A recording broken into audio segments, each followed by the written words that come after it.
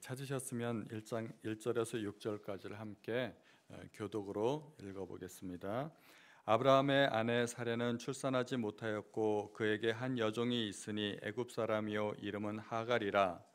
사레가 아브라함에게 이르되 여호와께서 내 출산을 허락하지 아니하셨으니 원하건대 내 여종에게 들어가라. 내가 혹 그로 말미암아 자녀를 얻을까 하노라 하매 아브라함이 사레의 말을 들으니라. 아브라함의 아내 사레가 그 여종 애굽 사람 하갈을 데려다가 그 남편 아브라함에게 첩으로 준 때는 아브라함이 가나안 땅에 거주한 지 10년 후였더라. 아브라함이 하람과 동침하더니 하갈이 임신하매 그가 자기의 임신함을 알고 그의 여주인을 멸시한지라. 사레가 아브라함에게 이르되 내가 받는 모욕은 당신이 받아야 옳도다. 내가 나의 여종을 당신의 품에 두었거늘 그가 자기의 임신함을 알고 나를 멸시하니 당신과 나 사이에 여호와께서 판단하시기를 원하노라. 아브라함이 사라에게 이르되 당신의 여종은 당신의 수하에 있으니 당신의 눈에 좋을 대로 그에게 행하라 하매 사레가 하갈을 학대하였더니 하갈이 사레 앞에서 도망하였더라. 아멘. 오늘의 말씀은 아브라함에 관한 말씀입니다. 아브라함은 모든 믿는 자들의 조상이시죠. 믿음의 조상입니다. 그런데 아무리 위대한 사람도 처음부터 다 잘한 것은 아닙니다. 누구나 실수가 있기 마련이고 그런 시행착오들을 통해서 성장하기 마련입니다. 세상에 완벽한 사람은 아무도 없습니다. 아브라함은 육신적으로는 오늘날 유대인들의 조상이고 영적으로는 전 세계 모든 그리스도인들의 조상이지만 아브라함에게도 실수가 있었습니다. 그 실수란 것은 오늘날 아랍 사람들의 조상인 이스마엘을 낳은 것입니다. 이스마엘은 육신적으로는 아랍인들의 조상이고 또 영적으로는 회교도의 조상이 된 사람입니다. 회교도 사람들은 각종 테러와 전쟁의 원인이 되는 사람들이고 또 회교를 전파할 때도 그들은 코란을 받아들이든지 아니면 칼을 받아들이라고 하여서 무력을 사용해서 전파했던 사람들입니다. 그들은 전쟁과 테러를 위해서 공식적으로 자살 특공대를 길러내는 사람들입니다. 9.11 테러 사건은 그러한 모습을 보여주는 전형적인 사건이라고 할 수가 있습니다. 하나님께서는 아브라함을 불러내실 때 큰 민족을 이루고 복을 주어 이름을 창대케 해주시겠다고 약속하셨습니다. 그런데 아브라함에게는 아들이 없었습니다. 자식이 없었습니다. 아들처럼 믿었던 롯과 헤어지고 난 후 아브라함은 자신의 집에서 키운 종들 가운데 한 명으로 자신의 상속자를 세우려고 생각했습니다. 다메섹 엘리에셀을 자기의 상속자로 세우려고 했습니다. 그러나 하나님은 분명히 아브라함의 몸에서 나는 자를 아들로 주시겠다고 약속하셨습니다. 그리고 그 아들을 통해서 큰 민족을 이루게 해 주시겠다고 하십니다. 그런데 하나님께서 아브라함에게 자식을 주시겠다고 약속은 하셨지만 언제 주시겠다고 그 때를 말씀하지 않으셨습니다. 우리들은 보통 약속을 하면 시간 약속을 하지 않습니까? 몇 시에 어디서 만나자 반드시 시간을 정하는데 하나님은 보통 때를 말씀하지 않으십니다. 예수님께서도 때와 기한은 아버지께 속한 것이라고 말씀하셨죠. 이게 우리도 답답하지만 아브라함도 참 답답했을 거라고 생각이 듭니다. 언제 주시겠다고 말씀만 딱 해주시면 그때까지만 기다리면 되는데 오늘 본문에 보니까 아브라함이 하란을 떠나 가나안 땅에 거한 지 10년이 되었습니다. 그런데도 아들이 없었습니다. 아브라함은 85세가 되었고 사레는 75세가 되었습니다. 그 정도면 아브라함과 사레는 하나님의 말씀을 따라 충분히 기다릴 만큼 기다린 것이 아닌가 그런 생각이 들만도 합니다. 하나님께서는 아브라함의 자손으로 번성케 해주시겠다고 하셨는데 하늘의 별과 같이 바다의 모래와 같이 많게 해주시겠다고 약속하셨는데 사레는 이미 생리가 끊어졌고 사레를 통해서는 하나님의 약속이 이루어질 수 없는 상황이 되어버렸습니다. 하나님의 약속이 물 건너 간 것일까요? 이미 불가능하게 된 것일까요? 그래서 그런지 아브라함의 아내는 아브라함에게 자신의 여종이었던 하갈을 첩으로 주어 그 첩을 통하여 자식을 낳게 하자고 제안을 합니다. 이 제안을 가만히 생각해 보면 굉장히 매력 있고 그럴듯한 제안입니다. 고대 시대에서는 자식을 낳기 위해서라면 다른 여인을 첩으로 취하는 예가 많이 있었습니다. 당시의 관습으로 전혀 무리가 없는 제안이었습니다. 또 사례의 제안은 하나님의 약속을 이루는 것 같이 보였습니다. 현실적으로는 불가능하지만 그런 방법을 통하면 하나님의 약속이 이루어지지 않겠는가, 그런 생각이 들 수 있죠.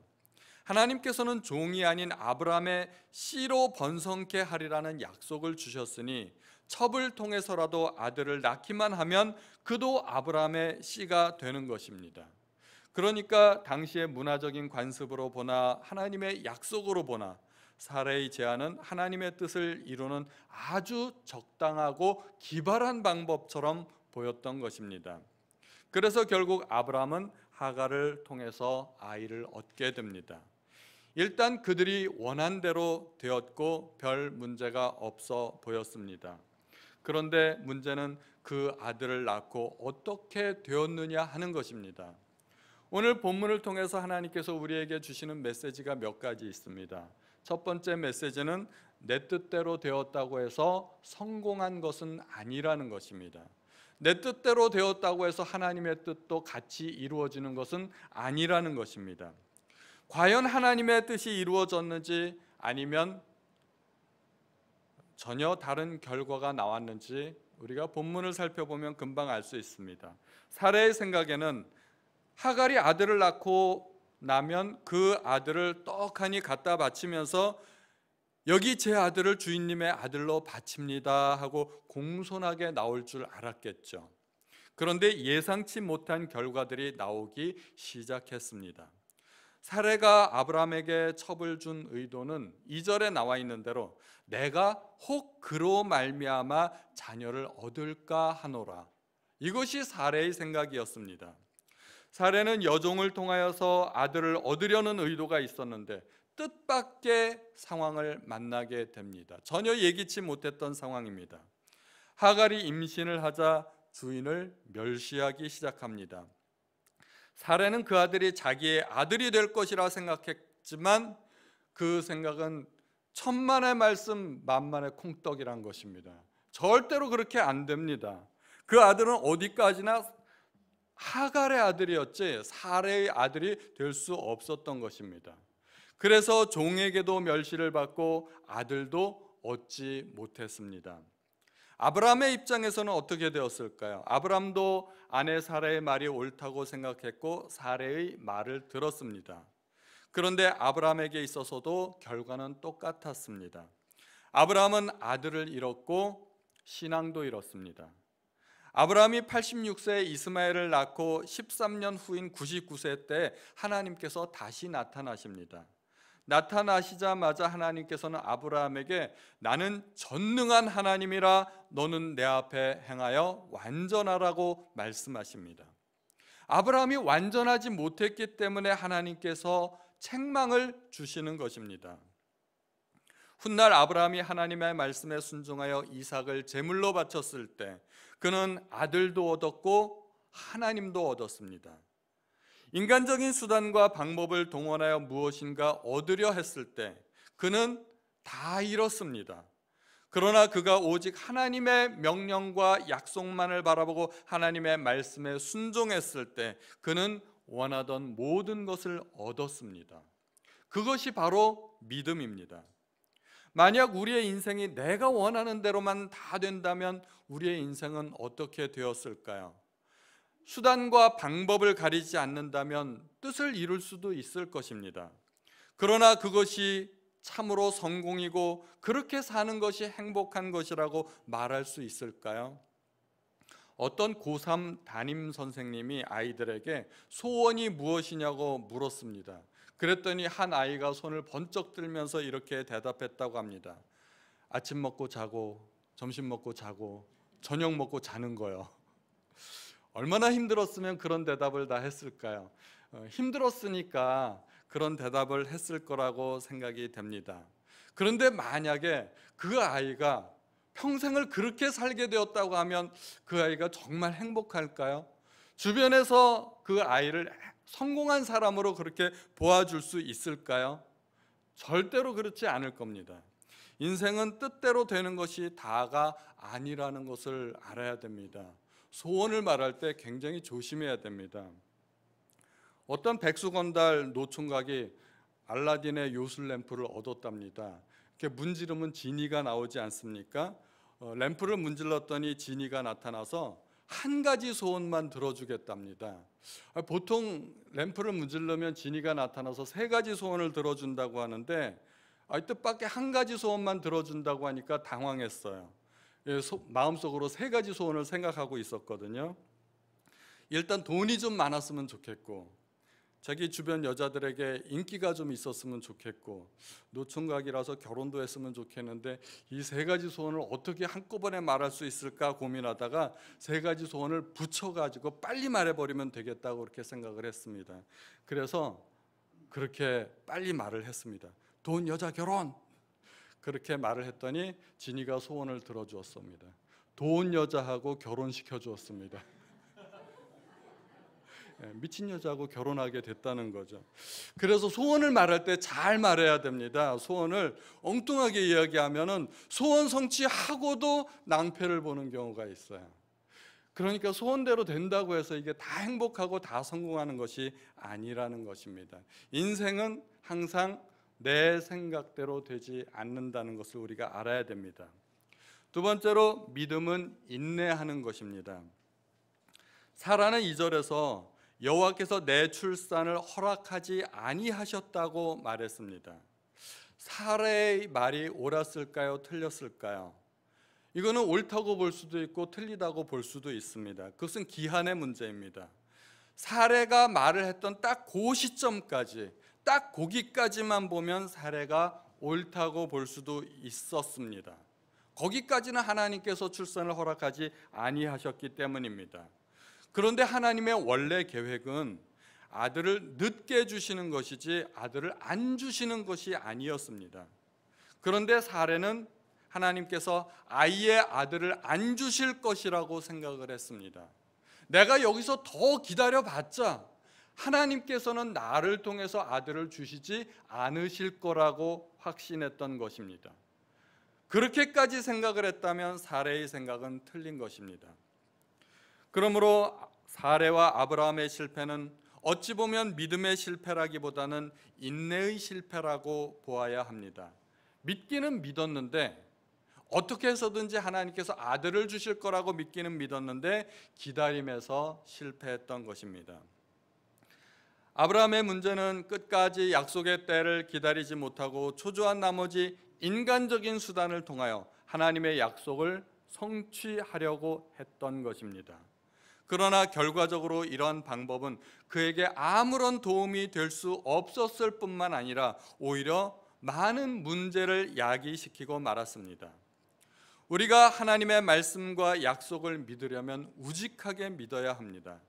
하나님의 말씀을 이루기 위해서 얄팍한 인간적인 수단을 동원하면 안 됩니다. 하나님의 말씀은 시간이 걸리더라도 반드시 이루어짐을 우리가 기억해야 합니다. 하나님께서는 약속하신 대로 아브라함에게 100세의 진짜 아들을 주셨습니다. 아브라함과 사라를 통해서 낳은 그 아들입니다. 약속의 아들이고 육신으로도 아들을 주셨던 것입니다. 하나님은 아브라함과 사라에게 믿음의 아들 주시기 위해서 그들의 능력으로 도저히 낳을 수 없는 100세와 90세의 아들을 주셨습니다. 하나님께서 원하셨던 것은 그들의 능력이 아니라 하나님의 능력을 보여주시는 것입니다. 그래서 하나님은 그들이 무능해질 때까지 기다리셨습니다. 하나님께서 이집트 백성들에게 10가지 재앙을 내리시면서 그들이 나를 여호와인 줄 알리라고 그렇게 말씀하셨던 것처럼 하나님께서는 아브라함과 사라에게도 하나님의 능력을 보여주기 원하셨던 것입니다. 이 사건을 통해서 이 사건을 읽고 배우는 모든 사람들에게 전능하신 하나님에 대해서 하나님께서 알려주시기 원하셨던 것입니다. 하나님은 모세를 80세에 부르셨습니다. 모세는 나이 40에 뭔가 해보려고 했을 때 하나님은 아무런 능력을 보여주지 않으셨습니다. 그리고 잠자코 40년을 기다리셨습니다. 왜 그랬을까요? 하나님은 왜 그러셔야만 했을까요? 모세가 뭔가 하려고 했을 때 그때 도와주셨으면 얼마나 좋았겠어요. 그런데 모세가 이제 다 늙어가지고 그 지팡이 짚고 다닐 그 정도쯤 되니까 하나님께서 모세를 부르셨던 것입니다. 모세와 하나님 사이에는 사인이 좀 안 맞았던 것 같습니다. 시기적으로 많이 안 맞았습니다. 하나님은 왜 기다리셨을까요? 그래야 모세가 무능해지기 때문입니다. 하나님은 무능한 모세를 부르셔서 하나님의 능력을 보여주고자 하셨던 것입니다. 하나님의 시간은 우리의 시간과 같지 않음을 유의해야 됩니다. 우리는 기다려야 됩니다. 하나님의 시간에 맞춰야 됩니다. 하나님께서는 결코 우리의 시간에 맞춰주시는 분이 아니십니다. 내가 급하다고 해서 하나님께서 조급하신 하나님이 아니시라는 것입니다. 이스라엘 백성들이 시내산에 도착해서 모세가 율법을 받으려고 시내산에 올라갔을 때 그들은 40일간을 기다리지 못하고 금송아지 우상을 만들어 놓고 그 앞에서 춤추며 그것을 하나님으로 섬기려고 했었습니다. 그들은 기다림에서 실패한 민족이었습니다. 또 사울 왕도 블레셋과 전쟁이 붙었을 때 하나님께 제사 드리기 위해서 사무엘 선지자를 기다려야만 했습니다. 그런데 사무엘 선지자가 늦었습니다. 약정한 시간이 지났는데도 오지 않는 것입니다. 그랬더니 사울 왕은 기다리지 못하고 자기 마음대로 제사를 드려버리고 말았습니다. 왕은 왕으로서 해야 될 임무가 있고 제사장은 제사장으로서 해야 될 임무가 엄격하게 구분이 되어 있습니다. 왕은 제사를 드릴 수 없었습니다. 그런데 마음이 조급한 나머지 이제 군사들이 막 무서워서 도망가기 시작하니까 사울 왕은 자기 마음대로 제사를 드렸고 그 때문에 하나님 앞에 버림받는 계기가 되었습니다. 참 믿음은 하나님의 뜻이 이루어지는 시간까지 기다리는 것입니다. 그래서 시편 기자는 이렇게 이야기합니다. 내가 여호와를 기다리고 기다렸더니 귀를 기울이사 나의 부르짖음을 들으셨도다. 또한 믿음은 올바른 방법을 사용하는 것입니다.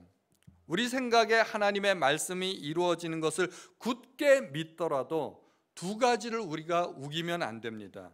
그것은 시간과 방법입니다. 만약에 내가 원하는 시간에 내가 원하는 방법대로 하나님의 뜻이 이루어져야 된다고 생각하면 그것은 하나님의 뜻이 이루어지기를 원하는 것이 아니라 오히려 내 뜻을 주장하는 것이 됩니다. 하나님의 약속을 이루기 위해 하나님이 원하지 않는 방법을 사용한다면 그것은 하나님을 도와드리는 것이 아니라 하나님을 거역하는 것이 됩니다. 하나님의 뜻은 하나님이 원하시는 때 하나님이 원하시는 방법으로 이루어져야 됩니다. 학생이 열심히 공부해서 좋은 성적을 거두는 것은 매우 훌륭한 일입니다. 그러나 좋은 성적을 얻기 위해서 시험 때 부정한 방법을 사용한다면 그것은 옳지 않은 것이고 하나님의 뜻이 아닙니다. 열심히 일해서 부자가 된다면 훌륭한 일이지만 만약에 부정한 방법으로 돈을 번다면 그것도 하나님이 원하시는 것이 아닙니다. 목적이 선하면 방법도 선해야 되고 마음으로 믿으면 행위도 하나님의 방법을 따라가야 합니다. 하나님의 일은 그 일을 이루는 과정도 목적도 결과도 다 좋아야 됩니다. 좋은 목적을 위해서 나쁜 방법을 사용하지 않으시기 바랍니다. 아브라함은 좋은 목적을 가졌지만 나쁜 방법을 사용했기 때문에 그래서 실패했던 것입니다. 불신앙적인 방법의 문제는 그 방법이 너무나 그럴듯하다는 것입니다. 우리에게 너무나 그럴듯하고 너무나 매력적으로 들린다는 것입니다. 합리적이고 논리적이고 빠르고 경제적인 방법입니다. 하나님의 방법은 비합리적이고 느리고 이해가 잘 안 되고 희생이 따르는 방법입니다. 그래서 우리는 주님의 일을 하면서도 종종 불신앙적인 방법을 택할 때가 있다는 것입니다. 하나님이 원하시는 방법이 있는데 그 방법을 놔두고 이렇게 하면 더 효율적이하고 내 생각대로 내 방법을 택한다는 것입니다. 우리가 하나님께 불순종하게 되는 가장 큰 원인은 하나님의 명령이 어려워서가 아닙니다. 하나님 생각보다 내 생각이 더 훌륭해 보이기 때문입니다. 하나님께서는 사울에게 아말렉을 진멸하라고 명령하셨습니다. 그런데 사울이 전쟁에서 이기고 보니까 소와 양과 가축의 떼에서 기름지고 살찐 것들, 좋은 것들이 있는데 그런 것들을 진멸하기가 아까웠던 겁니다. 저것들을 놔두면 좋은 일에 얼마든지 쓸 수 있을 텐데, 잡아먹어도 좋고 하나님 앞에 제사를 드려도 좋고 얼마든지 유용하게 쓸 수 있을 텐데 저것들을 왜 진멸해야 되나? 뭐 짐승이 죄 짓는 것도 아닌데. 사울 생각에 그런 생각이 들었을 거예요. 그래서 진멸하지 않았습니다. 불순종했습니다. 그리고 결국 사울 왕은 하나님께 끝내는 버림을 받게 됩니다. 이게 무서운 거예요. 하나님 생각보다 내 생각이 더 합리적이고 옳아 보인다는 겁니다. 나아만은 문둥병이 낫게 하기 위해서 엘리사를 찾아갔습니다. 엘리사는 단지 요단강에 몸을 7번 씻으라고 말했을 뿐입니다. 그랬더니 나아만이 버럭 화를 내면서 말합니다. 다메섹강 아마나와 바르바른 이스라엘의 모든 강보다 낫지 아니하냐? 내가 거기서 몸을 씻으면 깨끗하게 되지 아니하랴 하고 몸을 돌려 분노하고 떠났다고 이야기합니다. 나만도 이해가 안 되는 겁니다. 다메섹에 가면 요단강보다 훨씬 더 크고 좋은 강들이 많은데 왜 내가 이스라엘 이 똥물에서 몸을 씻어야 되느냐? 그리고서 몸을 떨면서 분하여서 그렇게 떠나려고 했던 것입니다. 다시 말해서 선지자가 말했던 하나님의 방법보다 자기 생각이 더 낫다는 것입니다. 만약에 종들이 말리지 않았더라면 나아만은 결코 문둥병이 낫지 못했을 것입니다. 하나님께서 아브라함에게 요구하신 것은 바로 그것입니다. 인간의 방법을 포기하고 하나님의 방법을 따르라는 것입니다. 그래서 나중에 하나님께서는 아브라함을 찾아와서 다시 한번 말씀하십니다. 여호와께 능치 못한 일이 있겠느냐? 기한이 이를 때 내가 네게로 돌아오리니 사라에게 아들이 있으리라. 하나님의 뜻은 처음부터 끝까지 변함이 없습니다. 분명합니다. 아브라함과 사라를 통해서 아들을 주시는 것입니다. 육체의 방법은 멸망의 길이지만 영적인 방법은 응답받는 길이고 생명의 길이라는 것을 우리가 명심해야 됩니다. 우리는 보통 문제를 만나면 어떻게 해결을 합니까? 사람들은 각자 자기가 믿는 신이 있습니다. 그래서 어려움을 만나면 그 신의 도움을 받습니다. 세상 사람들이 섬기는 신은 재물입니다. 그래서 세상 사람들은 문제가 생기면 돈으로 해결하려고 합니다. 사람들 대부분의 고민이 돈만 있으면 해결되는 문제들이거나 또는 돈 때문에 생기는 문제들입니다. 그리스도인이라고 해서 사실 돈 문제가 없는 것은 아닙니다. 우리도 얼마든지 돈 문제가 생길 수 있습니다. 그런데 세상 사람들과 똑같은 문제가 생겼다 하더라도 적어도 문제를 대하는 태도가 달라야 합니다. 문제를 대하는 태도 자체가 신앙과 불신앙을 결정할 수 있습니다. 돈 문제가 돈 문제로 끝나면 그것은 신앙이 아닙니다. 우리는 어떤 문제를 만나든지 하나님 앞으로 들고 나가야 됩니다. 그런데 돈 문제를 만났을 때 그것이 우리를 하나님 앞으로 인도하지 못하고 돈만 있으면 해결되는 문제로 그렇게 끝나버리면 우리의 신은 하나님이 아니고 재물이 되어버리는 것입니다. 재물이 우리의 문제를 해결했다면 재물이 우리의 신이 아니겠습니까? 그래서 세상 사람들에게는 돈이 신입니다. 돈이 문제를 해결해 주니까. 우리의 문제는 하나님께서 해결해 주셔야 됩니다. 그래야 하나님이 우리의 참 신이 되십니다. 문제를 만났을 때 돈 하지 마시고 하나님 앞에 나오시기 바랍니다. 새벽 예배도 나오시고 금요철에도 나오셔서 하나님 앞에 부르짖고 기도하시기 바랍니다. 새벽 예배에 나와보면 다른 교회 권사님들도 새벽에 나오셔서 얼마나 열심히 기도하시는지 모릅니다. 저는 그 권사님들을 볼 때마다 참 안쓰러운 생각이 듭니다. 저 권사님은 무슨 문제가 많아서 저렇게 열심히 기도를 하실까? 우리 성도님들은 별 문제가 없으니까 새벽에도 안 나오시고 금요일도 안 나오시는데 저 권사님들은 참 열심히도 나오신다, 그런 생각이 들죠. 참 안쓰럽지 않겠습니까? 제가 우리 성도님들은 참 복받으신 분들이십니다. 이제 결론적으로 말씀드리고자 합니다. 우리는 살아가면서 많은 일이 내가 정한 시간에 내가 정한 방법대로 이루어져야 한다고 생각을 합니다. 그러나 그렇게 되면 실패입니다. 하나님의 방법대로 되어야 실패하지 않습니다. 하나님의 시간표와 나의 시간표는 같지 않습니다. 요셉은 자기 인생에서 자기 뜻대로 된 것이 하나도 없었습니다. 형들에게 팔렸고 억울하게 누명 쓰고 감옥에 갔습니다. 감옥에서 운 좋게 관원장들을 만나서 구출받을 수 있는 기회가 있었지만 그것도 늦춰져 가지고 2년이나 더 감옥에서 썩어야만 했습니다. 그런데 하나님의 인도하심은 그를 30세 이집트의 총리가 되게 했습니다. 가장 빠른 시간에 가장 높은 자리로 하나님은 올려주신 것입니다. 하나님의 방법이 아니면 요셉은 죽었다 깨어나도 이집트의 총리가 될 수 없습니다. 그러므로 우리는 인생이 내 뜻대로 되지 않을 때, 그때 우리에게 필요한 것은 인내입니다. 뭔가 내 뜻대로 되어가고 있지 않을 때, 그때 우리는 이렇게 생각해야 됩니다. 아, 하나님의 뜻이 이루어지고 있구나. 인생이 내 뜻대로 잘 풀리고 있을 때 그때는 주의하셔야 됩니다. 인생이 내 뜻대로 되어가고 있다면 누구 뜻대로 안 되는 거예요? 하나님 뜻대로 안 되어가고 있다는 거예요.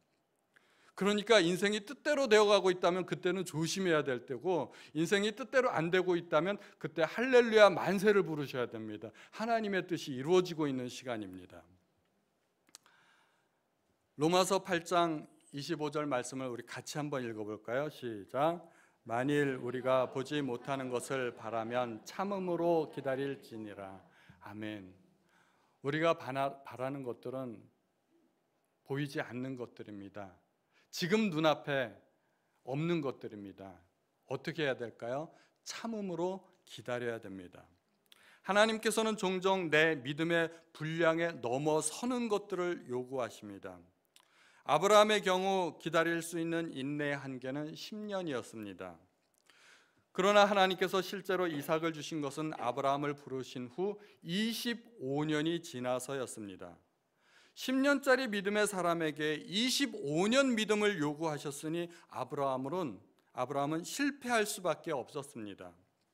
아브라함이 믿음이 부족했던 것도 사실이고 인내하지 못한 것도 사실이지만 하나님은 언제나 내 분량 이상의 믿음을 요구하십니다. 내가 얼마의 믿음을 가졌든지 간에 하나님은 120%를 요구하시는 하나님이십니다. 올림픽에 출전하는 운동선수들을 보면 온몸에 멍이 들고 파스를 붙이고 나오는 경우들이 있습니다. 자기 능력의 한계를 넘어서 속도를 내야 하고 힘을 써야 하고 버텨야 하다 보니까 근육이 터지고 파열되는 것입니다. 운동선수들은 그런 부상들을 많이 당합니다. 그런데 파열된 근육은 다시 재생이 됩니다. 그렇게 재생되는 근육은 원래 근육보다 더 빠르고 단단한 근육으로 재생이 된다고 합니다. 그렇게 운동선수들은 찢어지고 회복되고 또 찢어지고 회복되기를 반복하면서 강인하고 빠른 몸으로 만들어지는 것입니다. 믿음도 그렇습니다.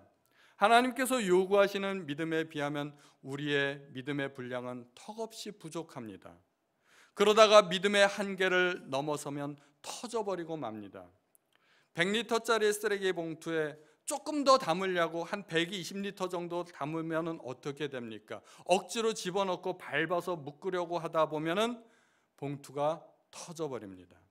그렇게 우리의 믿음도 터져버리고 그 자리에 털썩 주저앉아 버리게 됩니다. 좌절하게 되고 내 믿음으로 더 이상 할 수 있는 것이 아무것도 없어 보입니다. 그런데 그것이 끝이 아닙니다. 시간이 지나면서 파열된 우리의 믿음의 근육이 재생이 됩니다. 더 단단하고 강인한 믿음으로 채워집니다. 결국 아브라함은 어떻게 되었을까요? 하나밖에 없는 그 아들을 모리아 산까지 끌고 가는 믿음의 거장으로 성공하게 됩니다. 하나님은 완전한 믿음을 가진 사람을 부르시는 것이 아니라 불완전한 사람을 부르시고 연단하십니다. 하나님은 그렇게 불완전한 아브라함을 부르셨고 불완전한 야곱을 부르셨고 불완전한 우리도 불러주셨습니다. 우리는 갈 길도 모르고 어찌해야 될지 모르지만 한 걸음 한 걸음 인도하시는 주님만 의지하시고 주님 앞에 나아가시는 성도님들 되시기를 예수님 이름으로 축원드립니다.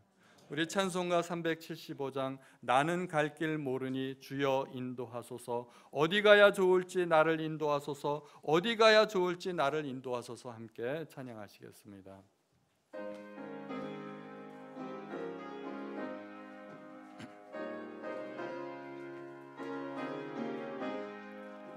나는 갈 길 모르니 주여 인도하소서, 어디 가야 좋을지 나를 인도하소서, 어디 가야 좋을지 나를 인도하소서. 아무것도 모르니 나를 가르치소서, 어찌해야 좋을지 나를 가르치소서,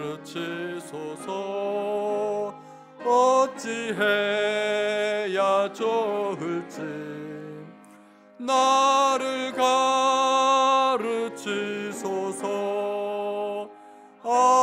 아이같이 어린이 나를 도와주소서, 힘도 없고 약하니 나를 도와주소서,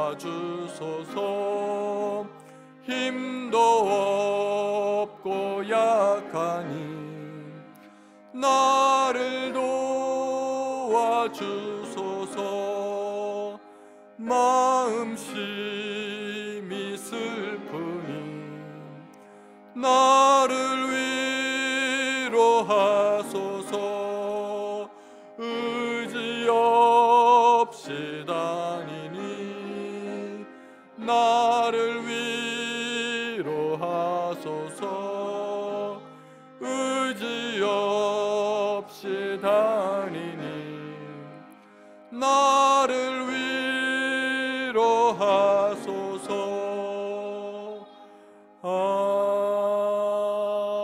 아멘. 하나님, 오늘도 말씀을 통하여 저희를 가르쳐 주시니 참으로 감사드립니다. 하나님, 인생이 저희의 뜻대로 안 될 때 사방팔방이 막히고 참으로 답답할 때가 많지만 하나님, 우리가 이럴 때 인내하게 하시고 하나님만 바라보게 하여 주시기를 간절히 원합니다. 인간적인 술법을 사용하지 말게 하시고 하나님께서 주신 그 믿음을 지킬 수 있도록 아버지 도와주십시오.